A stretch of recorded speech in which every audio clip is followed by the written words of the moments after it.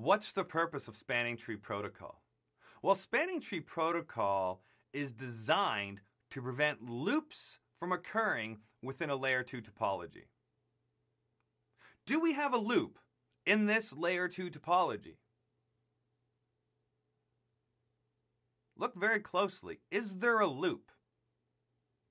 Well, let me draw a line right now.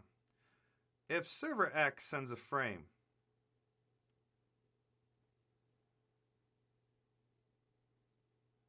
a broadcast frame.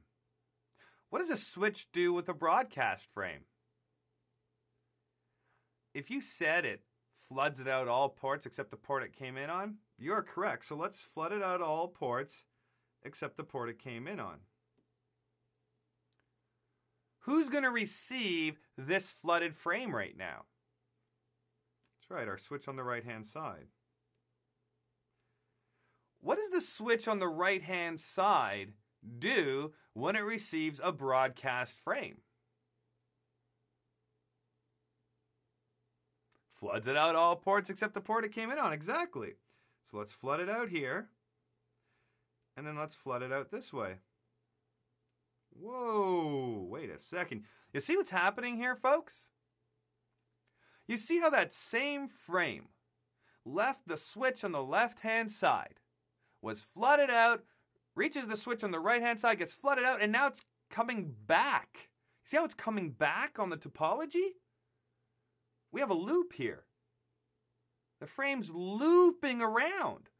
Not only that, there's multiple copies of the same frame looping around. Whoa. So one of the problems you can see here with this loop that's happening is that multiple frames are being transmitted. But it's the same frame. So multiple copies of the same frame being transmitted. Now that could lead to some issues. For example, an application or a service that receives the same frame multiple times could crash. It might not process the frames correctly, and all of a sudden we have corruption with the application or the service that's being provided. An intrusion detection or prevention system might think it's an attack. So we could run into some problems, more than just a loop happening. But let's continue on here. What happens? Frame comes back around. What does this switch do? Flooded out all ports except the port it received it on. Uh-oh. See what's happening here, folks? You see the mess? What do we have? We have what is known as a broadcast storm in this case. So because of this loop, this broadcast storm is introduced. The broadcast frames keep going around and around and around and around. Now, is there a time to live field in a frame? Nope, there is no time to live field in a frame. Since that's the case, this just happens forever and ever and ever and ever, and it never stops. Never stops. We have our broadcast storms, the multiple copies of the exact same frame being transmitted. And lastly, we get MAC database instability. Why? Well, server X over here, let's say its MAC address is X, just to keep it simple. When the frame arrives, this switch thinks X is out this port. And it is. Everything's good so far. But as the frames loop around, all of a sudden the switch thinks X is here and then goes, oh, no, oops, it's over here, because the frame came in just slightly later. And then that comes back around, and let's say it reaches here first, X is here now. Oops, no, X is now here. Oh boy, X is not out this interface. That's not where X is out of. Server X is over to the left on this port.